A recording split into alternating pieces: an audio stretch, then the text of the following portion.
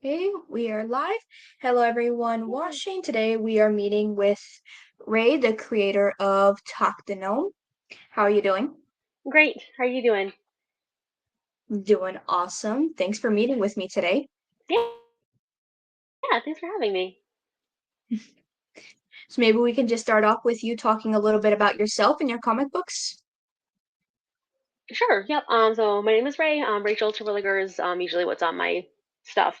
Um, I am a queer artist, writer, creating comics and also original illustrations, etc. But yeah, so my work, I've done that for gosh, forever, as long as I can remember, since I was really little. This has always been the dream. So I'm still figuring out how to make that work, really. But as far as the comic goes, I'm working on that since 2010. I am pretty slow in terms of my progress because I work kind of slowly. But got 147 pages so far, and I have it printed in like several, floppy issues as well. Hopefully, getting volume together soon too. And it's a story about interconnectedness and personal sovereignty and like the importance and balance of those things in the face of a fantasy fairy realm that is slowly losing its magic, and the reasons for that. And that's all wrapped in a sapphic, body positive romance, because that is what I do. So, yeah. Awesome. And what inspired you to start writing? Oh gosh. I just love story, like, as like, itself, but also as a tool for like how it moves people, and helps life be more tolerable a lot of the time. Growing up, like I very much grew up on like mainstream fairy tale stuff in addition to like other fantasy stuff as I got a little bit older and branched out. And that just like hits a part of me that like nothing else does, and I see that happen in others too, like how certain kinds of stories can like, again, like make challenging things more survivable, and create a respite from the difficulties of the world that we face, whether that's like fantasy stuff like I'm into, or whether that's like true crime, or whether that's um, like political dramas, like whatever it is, like that always like creates a place where we can like both decompress and also like process like what happens to us in our lives in a certain way. And also having grown up in the 90s, like seeing the growth of like representation in stories, on like pretty much every level. Like there's so much work to still be done, but like it's gotten a lot different and a lot better in a lot of ways than it was when I was small. So like seeing that reflection too of how we like show up for each other in that, and how we can show up for each other in that if we choose to, is also really important to me. But yeah, just that inspiration and that safe space that we get to create and then grow through there. I'm also a big fan of fairy tales. Has any inspired you to Yay. create?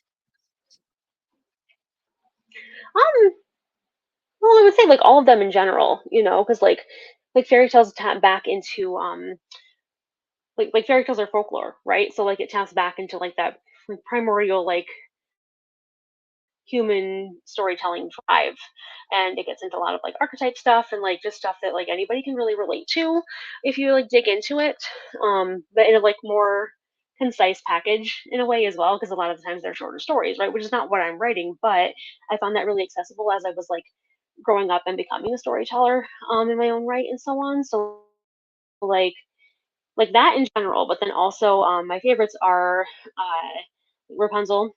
I also have a fondness for like Snow White and Sleeping Beauty, and I also really like this kind of obscure one called Felicia and the Pot of Pinks. That one always really strikes me for some reason, and of course like Beauty and the Beast has a place in my heart too. As if you look at my work, kind of see that reflected. Like it's not a Beauty and the Beast story, but there are some common elements for sure. That's awesome. That's one of my favorite things. I also enjoy Rapunzel. Yeah. So what does a day-to-day life look like for you when you are creating? When I get to focus on just my creating, because like most creatives, I do also have a day job.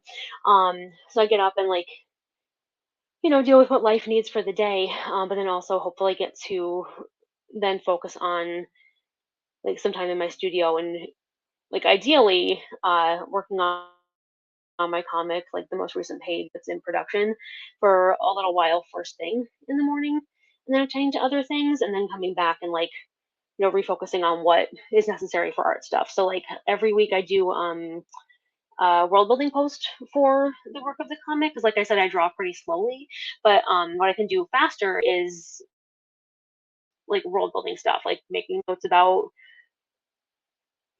like what exists in the world and doing research about like how that might look, etc.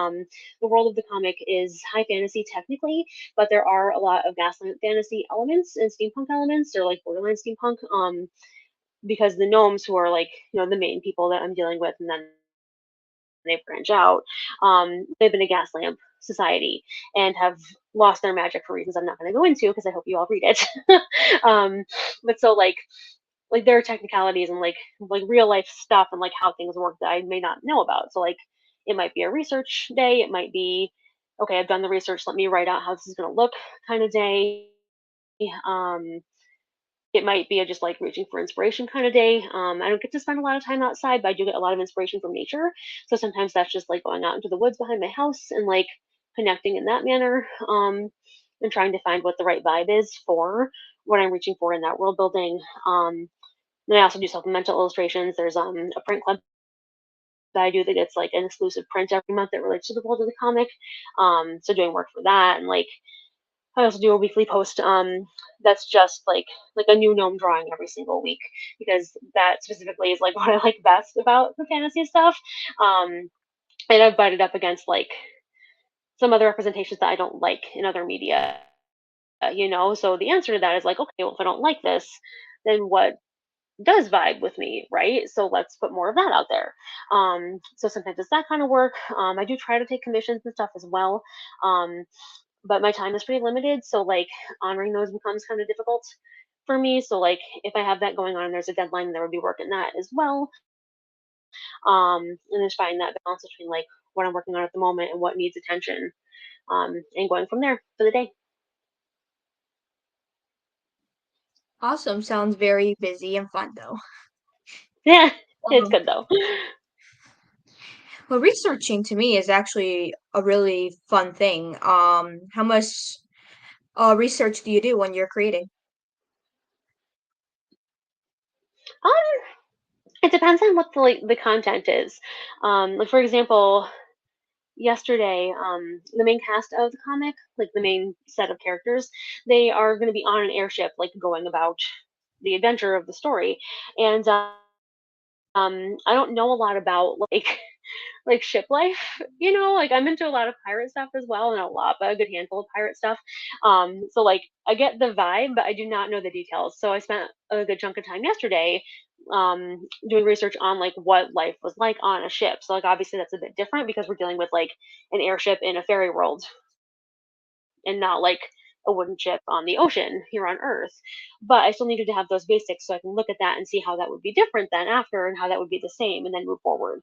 Um, so like for that work, I needed specifically to do that kind of research. Um, but then again, like the post I'm doing for world building this week, on Wednesday, because I posted on Wednesdays, um, is more of a like a vibe check for like some of the common sayings in gnome culture and like making sure that like it fits. So like that was more about like, okay, well, who are they to me as they are right now in where the story is, and what have I already set up, and does this all fit still? So it really depends, because like that was also research, but not the same kind, and it's really hard to like say, okay, I need exactly this amount of research and this kind of research per project, mini project within the big project. Yeah, so it depends, but it usually looks somewhere between two kind of like those two kind of styles of how I go about it. Awesome. And how do you develop your characters and world in a way that you can show their growth? Okay, so as far as character development goes, like first and foremost, back when I started the project, when I started the comic, like I needed to figure out what like where they're starting from. right? And then as things develop, like I get to see clearer where they're headed, and I've always had kind of like an end game in mind for what's going to happen with them and what's really going on with the world and how that's going to impact them in terms of butting up against it and hopefully fixing it because there is a big problem they're going to get involved with. Um, but first and foremost, that started with being all like, okay, well, where do I want the characters to start, right? And that was more of a conversation, actually, between me and my wife, who helps me with the story of the comic. You'll see us both listed if you look at the cover, because we work on like that basic stuff together, and they're really good at asking me questions about like uh like what I'm going for, and noticing details that I don't notice. So like very grateful for that. And that is how that like began in terms of, like why is it a gnome woman and why is there an orc involved? Because the main couple, since it's a romance, is a gnome and an orc. And like, okay, what do you want the like setting of this to be? And then at the time I had just gotten into steampunk. So like that's why that like solidified it right away. And like, all right, well, who else is going to be there, and like why are they going with them, and so on and so forth. And then in terms of like the development forward, that's kind of like a meeting of both like where it started and where I want it to end up. Right? It's like, okay, well, if they're going to end up here, sorry, you can see my hands. If they're going to end up here, then how can they get from here to there? Like, where would they need to be in order to get to that point emotionally and like physically in the world as well? So I've kind of like down like points, like plot points almost, that also involve like where the characters are around those plot points. And I tend to like I make notes like that, but a lot of it works itself out on the page as well. Um, I know a lot of other artists, or I have a couple other friends anyway, who like will plot out everything, like do thumbnails of the pages, like have the script like totally written before they even go into thumbnail page phase. And I haven't found that that suits me quite yet. Like, at least as I am now as a creator, what I do is like, I've got those like bullet points about like, okay, this is going to happen in this order, and that's going to impact the characters in this way and probably cause these changes. But then in terms of like the script, I usually only script out and thumbnail out like maybe 4 to 7 pages at once. And then I go and I make those pages, and then I do the next set, and let like the flow of that inform the storytelling as well. Because something might happen on the page in terms of how like the characters interact and like express themselves at each other, that might shift things a little bit, and I want to leave space for that like intuitive like magic almost, as well as like needing the structure of the plot. So, which is also a balance and also a journey. It's great, thank you. Um, and what like software or tools do you use when you're creating, whether it's doing art or writing? Oh, sure. So I actually like most of the writing and like the note taking and everything happens either like on my phone, in my basic like note making app, if it's something that comes up like in the moment, like if I'm at the grocery store and I realize something, but like there's that, but there's also I use Workflowy, which is an app and a website that's like a bullet point style organizational kind of tool thing. So I do a lot of just like the plotting out and the dialogue writing in there. Um, I also like write a lot of short stories, or not a lot, but a good amount of short stories to supplement the world, and those I write in WordPress, because that serves me right now. But basically, any like Word document editing app would do the same thing. So not to knock them, but like just basic. This is a space that you can write in, and it checks your grammar and helps you with that a little bit. Like that is helpful. And then as far as the pages themselves go, I just work out of a very large sketchbook, like a nine, well, not very large, 9 by 12 style sketchbook, and like map the pages out in there thumbnail wise, and then also like measure them out ruler wise, uh, like for the page proper once I've done the thumbnail stage. Um, for whatever reason, I did not ever end up being one of those people that graduates from sketchbook to like more proper unsketchbook bound paper. Having it in book format just feels better in my hands. And I've never like gone into digital work either. Like I've tried a few times, but it doesn't feel as comfortable for me as like doing this traditionally with pencil and paper.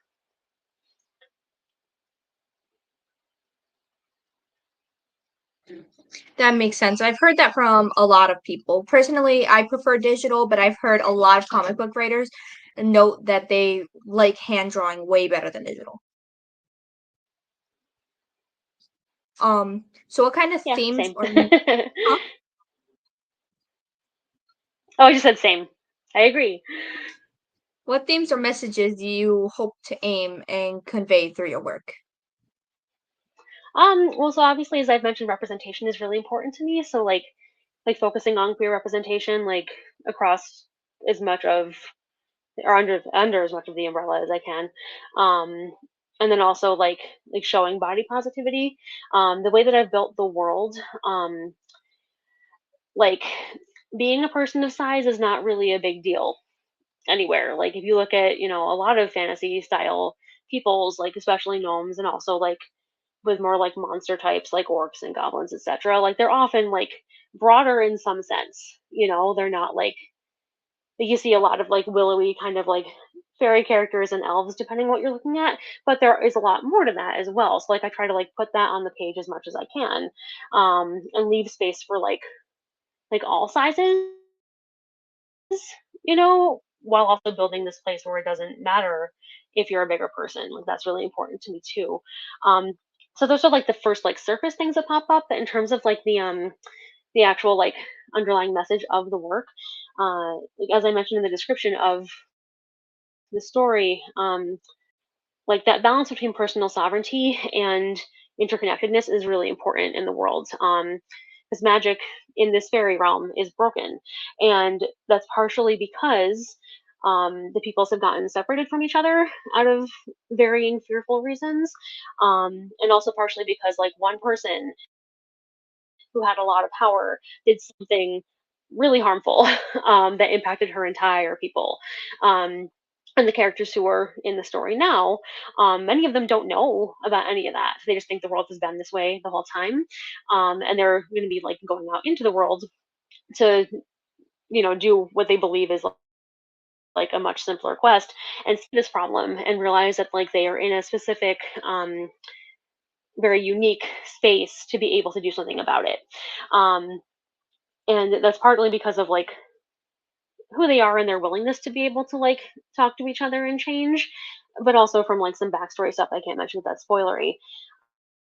um but yeah, so starting from like that base of like looking at body positivity, looking at queer representation, and the like specific quest that Tock, who's the main character, believes that she's on, is that there's this legend about a princess who's trapped on a floating island. So it's kind of like a conglomeration of a bunch of different like fairy tale tropes. Um, and like she believes is true, even though at the time, like where the gnomes are in their life right now in the story, they don't believe any of this stuff anymore, and they haven't had their magic for a long time. So they think this is just a tale, right? But she's like, you know what? I bet this person actually exists, and I'm going to go rescue her. So in a way, she gets an inversion of the prince quest as well, or not like an inversion, but like a bending of it because she's kind of a bard, but also an engineer for her job, and she's just like a middle class, like working class person in this steampunk Victorian society. Um, and she's like, "Well, no, I'm going to actually go do this. Thanks. So I'll go rescue her, even though nobody else believes that she's out there. But nobody else believes in this, so she has to go and find help in the world, which is how she and this friend that she kind of half kidnaps get like involved with other people who will or will not be able to or willing to help them and like get drawn into this issue of like, oh, something's actually wrong on a grander scale. Maybe we can do something about that. And like, whether or not that's like a choice or a destiny thing is going to be addressed. Whether or not that matters is going to be addressed.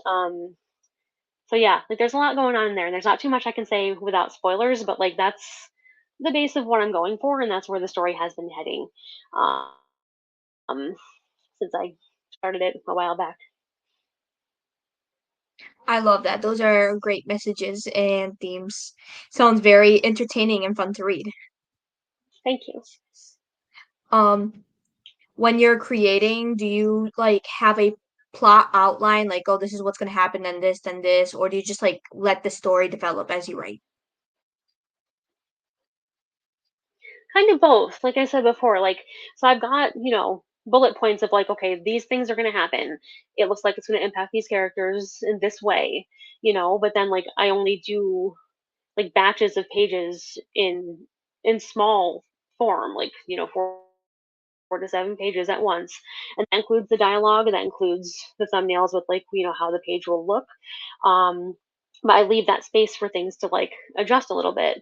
Um like, for example, I ended up like consolidating a bunch of the pages recently, like to create this montage. Like Tock and Ona, who's the orc character that she is gonna fall in love with. Hey, so spoilers, sorry. Um, if you read romance, it's not a spoiler, but like I hope you all enjoy it anyway. Um, like they are going on this walk through the forest because like Tock and Bumble, who's the like tertiary main character. I'm really bad with those. I think that's the right word. Um, but like her best friend Bumble, who's the airship pilot that she kind of like half kidnaps to like get her out into the world to find help to find this princess. Like, they tried to find other gnomes to help them. That didn't work. They've gone into the lowlands, which is like the other area of the world that's like immediately near them. And the initial plan of like, okay, we found one group of people, let's ask them. Oops, they said no.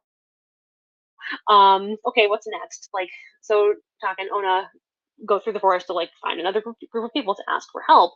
And there was going to be like a lot of stuff that happened on those pages. um and that would have been like probably a 20-page like stretch at least, filled with dialogue and filled with everything I wanted to throw in there. And like in the process of like editing and like looking at what I already had, like I realized that wasn't as necessary as I thought that it was. So two things happened. Like, so I smushed that down, but that like created space for like almost this like storytelling kind of vibe, like storybook kind of vibe, um, to happen instead.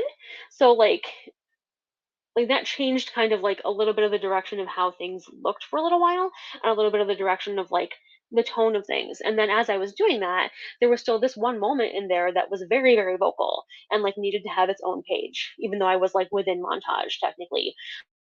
So then I got to like make that adjustment as well. Okay, well, we still have these pages where like it's been a summary, but now we need to take one moment where like it's literally just 2 panels and you see this one thing happen. So like having that flexibility has been really important, and I do better with that flexibility if I'm working in small batches, while still having that like larger outline. You know, and leaving space for that to change if it has to.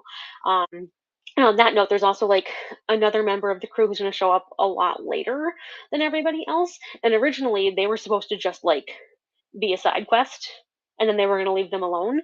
But like the space for them to actually like be a greater part of the story came up. So maintaining that flexibility for that as well has been important. And I do that by like having these touch points that I'm allowed to change.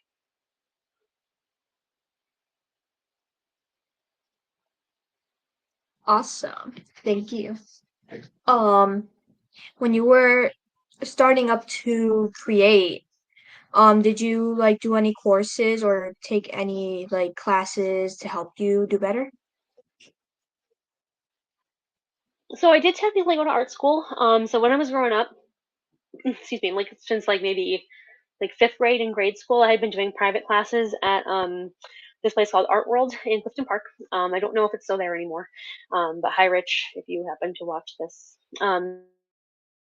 So a lot of like what I do, I learned from him in terms of like the way that I actually build the artwork, like not the story aspect, but the visual aspect of it.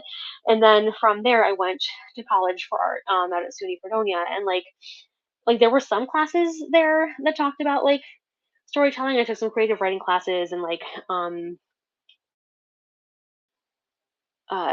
obviously illustration stuff and so on, but there wasn't really like a comic class at that point. There might be now, I'm not sure.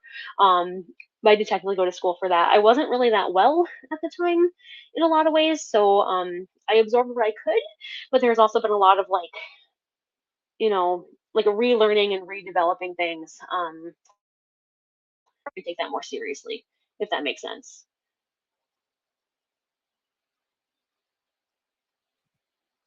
That's great. I would love to take some classes myself and get more into things too. Do you think those classes helped a little bit shape you to do this comic books, or do you think it was more just based on experience? Um, I think both, like like having been part of like that level of like academia and learning for my learning, definitely shaped like my own attitude toward what's important to me in that area and like what doesn't work for me as well. So like I got to see more of like who I am as an artist by the example of like how that world is, if that makes sense. Um like plus the technical skills and everything. I did learn a lot. But again, like I'm at a point now where I'm having to like reevaluate some things and like refocus in a way that I wish I had been able to do back then, which was on me because I wasn't doing great for other reasons. Um so there's that, but then there's also like the drive to create this has come very much from like just the love of story itself. So like I definitely needed the tools of, of learning and developing my skills however that was going to shake out. But first and foremost, I needed the drive to create in the first place.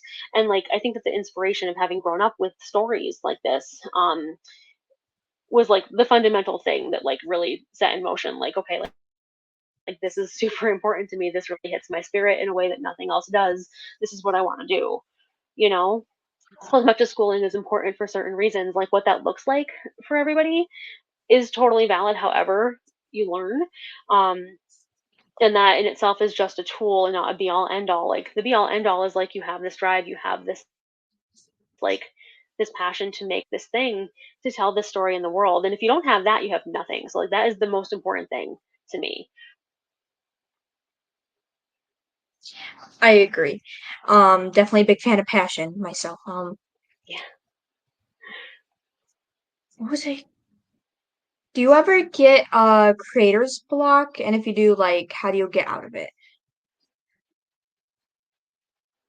um yeah, but usually I just kind of push myself through it. um like I've heard lots of other things mentioned that are probably like healthier coping mechanisms for when that happens. um but I tend to be like a push until it clicks back into place kind of person. What I will say is that like I will shift a little bit if I have to. So if I'm working on one thing and it's clearly like not working, I'll stop working on that, but I'll make sure that I do something else instead. So like even if that's just like picking up my sketchbook and drawing a quick pencil fan art of one of my favorite characters from something else, like keeping myself in the work is really important because I do tend to get like kind of defeatist and self-negative, we'll say, when things don't work out or when I'm having blockages like that. So reminding myself that like I can still move forward and it doesn't have to be perfect is really important for me in that part of the process too. Um, so again, like I want to advocate rest more. I want to advocate like going for walks in the woods and like re-inspiring yourself more. But I am a pusher, so That makes sense. And yeah, burnout is a real thing that a lot of people struggle with, and it's definitely good to have balance, like you're saying, rest, go for a walk, because you don't want to just, just burn out and then you can't really do much with that. Um, what do you think makes a comic book visually engaging? oh gosh. So obviously like art style springs to mind. Like the way that the characters are drawn, the way the world is drawn, like having something in that is like both cohesive and like beautiful, but I don't mean in the sense of like it having to be pretty. I mean like just the beauty of like that complete expression of the visuality of the world, if that makes sense. So like that aspect, but also and like it's hard to say because like different things appeal to different people. Like there may be one artist style who like I can't handle for whatever reason. Um, but that might be like extremely welcoming to somebody else, or there might be somebody who draws something like really ugly and gritty or like gory or something like that on purpose, like for the story and for the world itself, and that's important for the story. But I may not be able to like read that at the time if I'm dealing with my own stuff, So like that is hard to say, but I think that like having that strong voice in the like in that expression is really important, and that um I think that that is like one of the most important things. It's not the only thing because obviously like there are so many comics I've read where like the style looks a bit more mainstream or something, or it's a bit more simple, and like that's still okay and it serves the story itself, and the writing like still carries the story forward. um and like the art itself is not like a groundbreaking thing, like I don't necessarily mean it that way. But having that like cohesive vision of like, okay, this is what it looks um like that really stands out to me whenever I see that, yeah. Did you have to make multiple prototypes of your drawings before you had like a final draft that you wanted to stick with, like with your characters mainly? A little bit actually, yeah. So like I had a pretty solid vision of like some of the details, and again like the vibe of the world, because I was really into steampunk. Like, I just gotten really into steampunk when I started the comic, and I'd always been into fantasy like on some level. So like I knew what worked for me and what like I vibed with and resonated with, like as a fan. So like some of that kind of stuff like I had worked out, but I also had a lot of like inner roadblocks about what I was afraid people were not going to respond to. Like what I thought wasn't like mainstream enough when I was doing the original character designs. So I did one run of them. And I actually ended up starting to do this comic because I had been submitting to this like I don't know if they actually printed anything, but there was this like magazine that was online or also potentially also in print, also um, called Cross Genres, that would do like every month they would have like sci-fi and fantasy like smushed up with like I think it's one or two like other genres and other themes, and like all of their stuff for that month would be like in that wheelhouse. And they ran a contest where like you could submit comic pitches, and they would run it for like like one strip a week basically, and then at the end like it would all get collected and they were going to print that for sure. So I submitted what was going to be the first version of this to that, and got rejected. And I got rejected because I didn't push myself far enough. Like I held myself back with those original designs because I was afraid of what everybody else would think.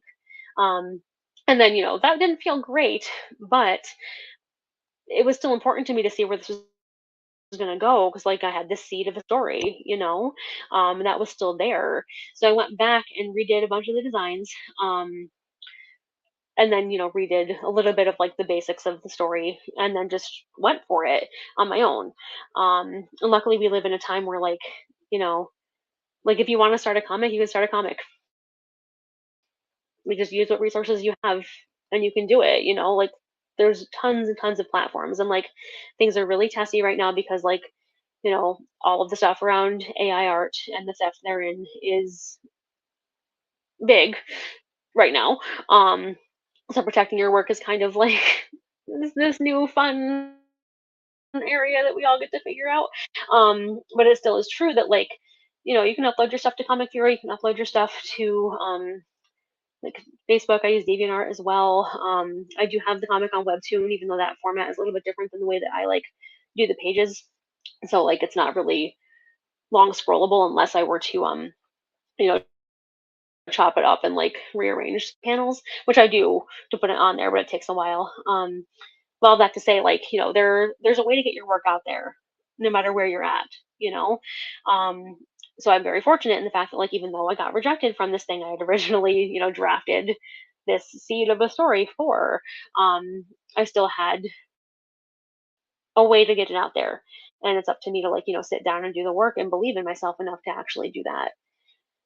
And I have forgotten where I was going with that. Can you remind me of the original question?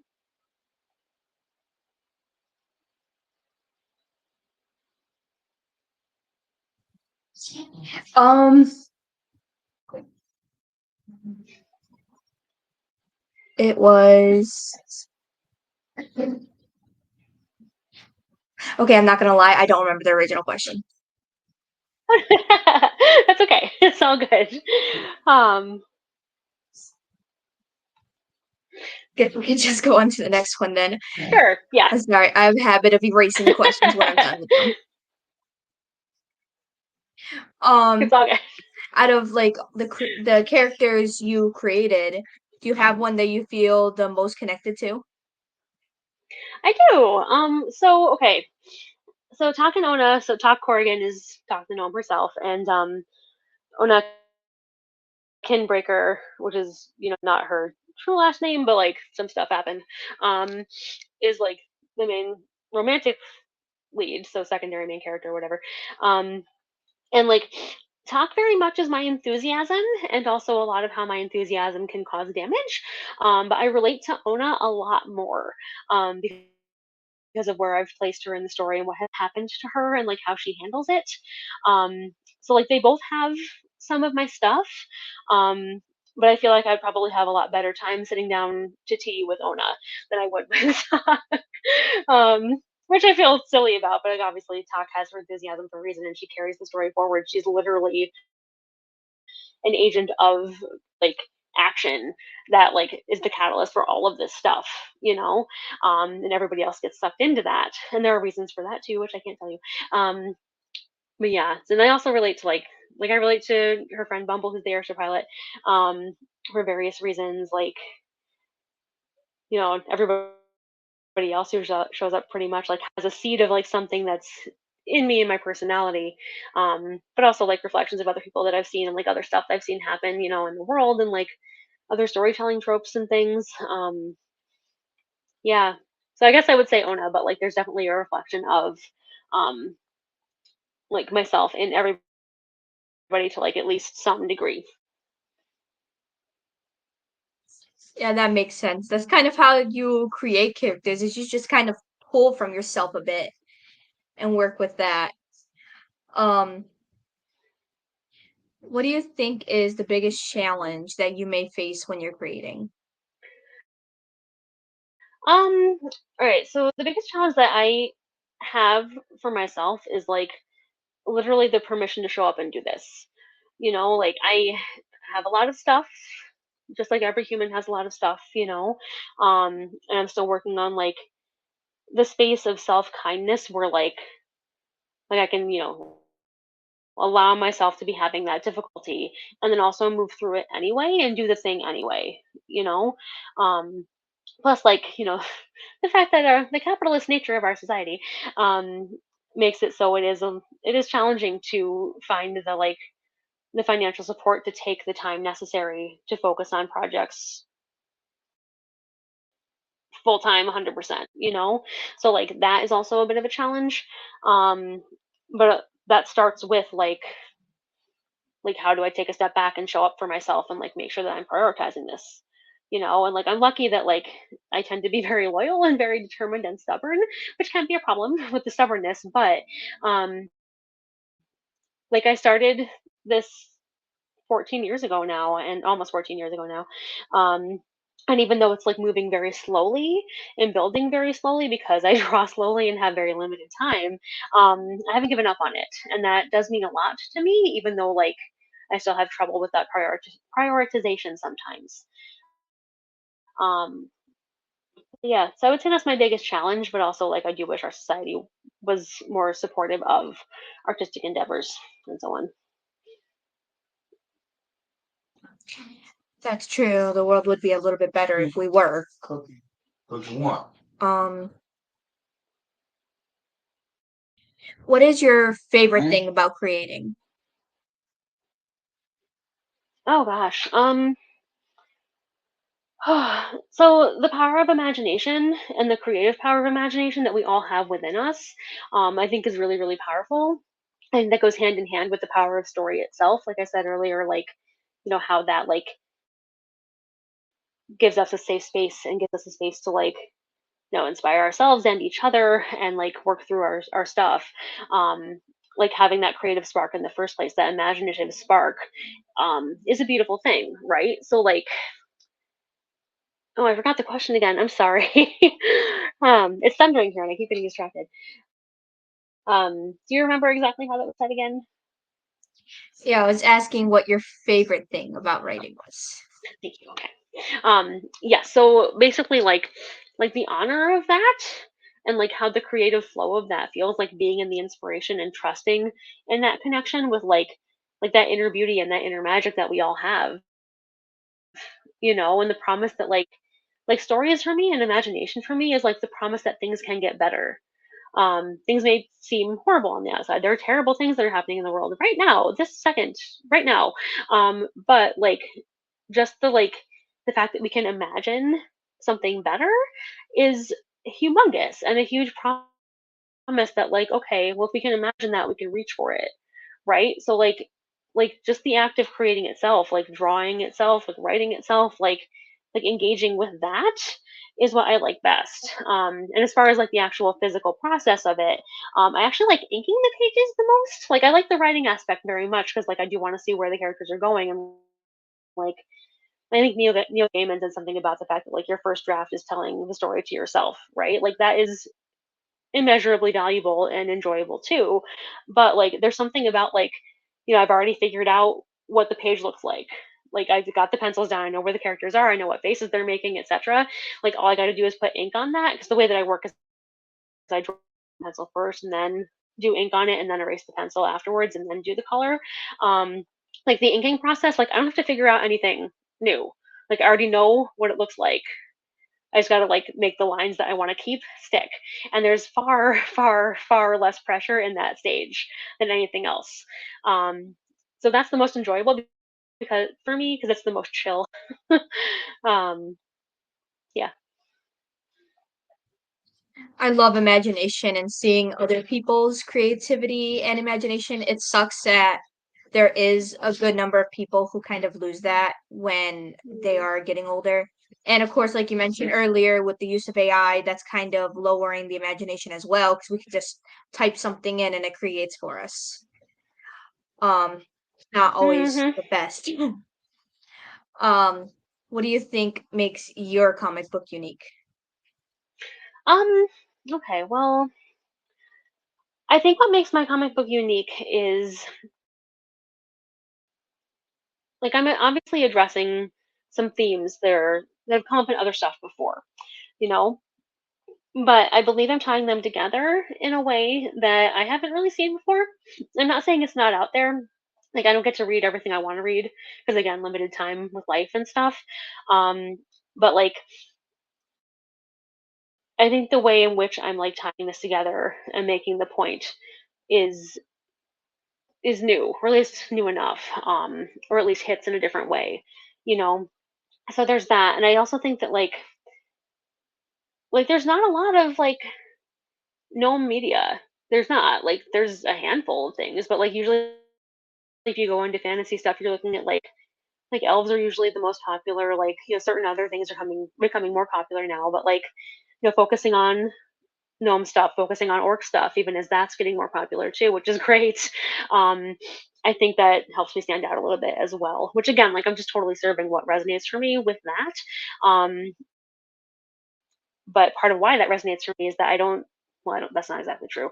Um, like part of why I believe it's going to stand out is that like they don't get a lot of attention.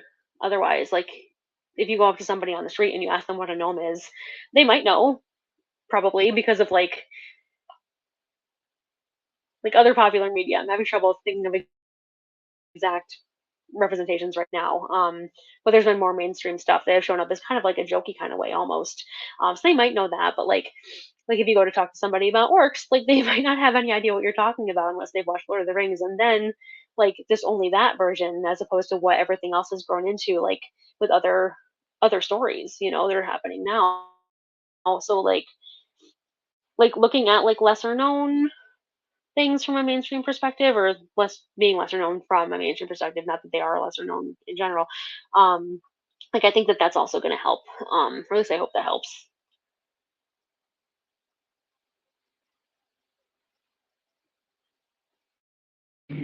I love that. And how do you see the comic book industry evolving in these next few years? Um, so like I hope that the big ones stick around because I don't ever want to see any comic company go under ever. Um, but like I do hear more and more stories about like it being difficult to publish from a traditional standpoint. Um, even the bigger comic companies are selective about what they choose to publish, etc. And like they've got their own agendas too and everything, you know. So I think that there's going to be more growth in terms of like indie production. I hope, and maybe like more smaller publishing houses pop up. I hope that there are. Um, and what's been carrying things forward a lot of the time, and like I don't know the details about this, but I've heard a lot about like how web comics saved comics at one point because things were not going very well, and then just somehow comics like still survived anyway. And web comics were somehow a part of that. I'm not good at my history on that, but I've heard that a lot. So like no matter what happens, like the fact that we have other alternatives on how to get our artwork out there, our stories out there, as long as we like take the time to prioritize the fact that like we have these stories to tell, like we're going to be able to do that even if for some reason both Marvel and DC were to like tank tomorrow, which they're not going to. But like if they did, there would still be another way for comics to happen, right?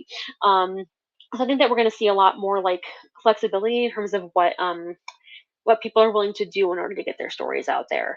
And I hope that that's true as well, because like as much as I respect Marvel and DC for a lot of reasons, um, again, it's a very selective, competitive business, like everything is, right? So like having that space where like there are other options and there are other ways to get your work, your stories out there.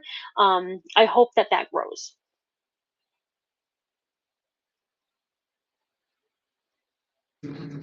I agree. And like, how do you use your social media to help promote your own work?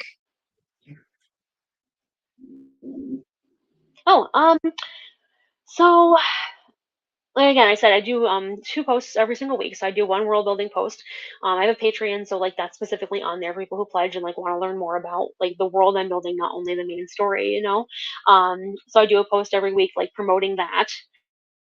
And that goes everywhere. That goes on my Instagram. That goes on like DeviantArt and Tumblr and everything. Like I put that out there so that it's there if people notice. And then I gotta trust the universe that the right people will see it. Algorithm fights notwithstanding.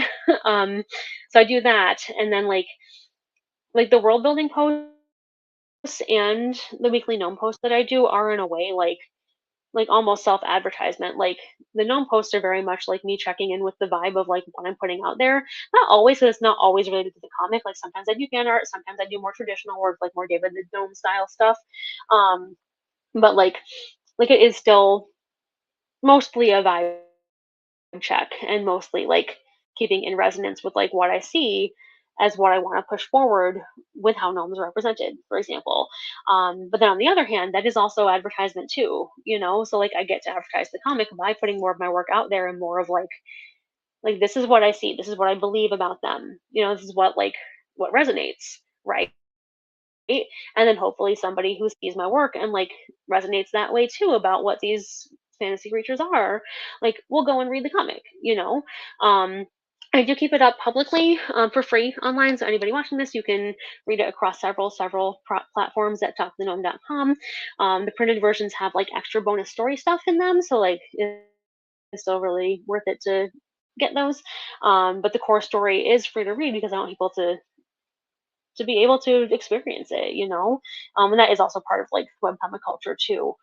Um, but yeah, so most of the promotion that I do is like that kind of like look, here's a new thing for this week. Um, look, this is the way that my style is. This is the vibe of my work. If you like that, please come and look more. And just trusting that somehow the right people are going to find it.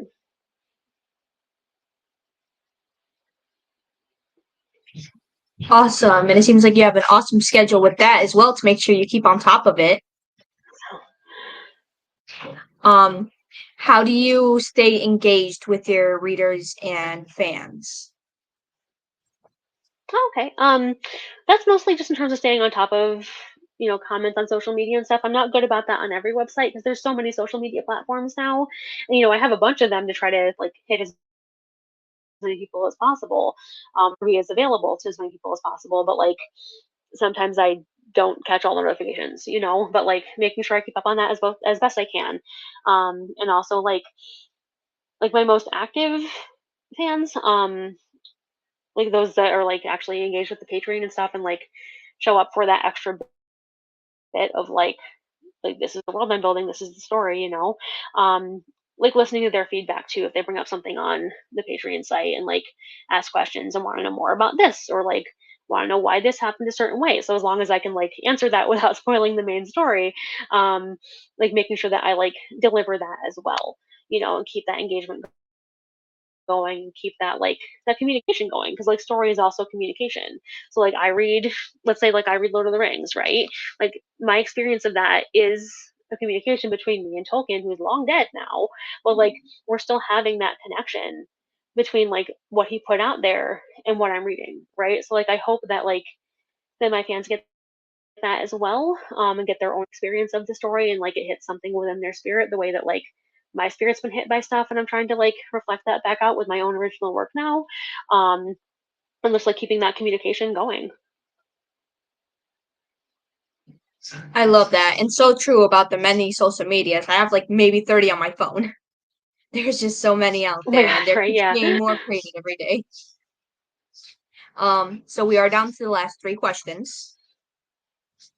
Okay. So the next one is, what advice would you give to aspiring comic book writers or artists? um all right, what advice I would give is like first and foremost like don't stop, like if you need to take a break that's totally valid, but like the only way to be totally defeated is to stop altogether.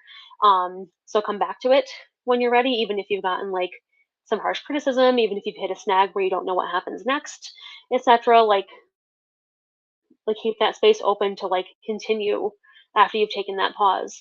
um and also like looking for external validation is not going to serve you or the story. Like obviously we need an audience, like that's part of storytelling is like you need your audience to have that conversation with. But like if you are relying on like that external approval and that external permission to like tell your story in the first place, like eventually like someone's going to say something that like makes it feel like that's being taken away. And then if there's nothing under there that's like literally just you and the passion, you and the drive, like keeping you going and keeping you telling that tale no matter what anybody else says, like you've got to have that too, so like try to keep your focus on that, on that drive and on that passion, and then let the external approval thing be secondary, if it has to be there at all, which like obviously like critique is important and obviously like that communication, like I said, is important with your fans and so on, but like remembering why you did this in the first place is what will carry you through in the worst moments. That is awesome tips and advice. Um, do you have any upcoming projects that you are excited about? Well, I'm always excited about Talk. Talk is like the only one that I'm working on right now because I'm like very focused on that. Like my goal is to finish that and then see what happens. So please do read that. I highly recommend it. Um, and then like in terms of what else I'm doing, like part of the promotion also beyond social media is that like I am starting to branch out and like remember how to do festivals again. I started figuring that out like before COVID started. And now I'm starting to like get that going again. So I'm doing mostly local stuff. I live in New York State, and the biggest fairy festival in the state is about 2 hours away from me, and I'm bending there this year for the second time. So that is like not a project per se because it's not like another comic or another story.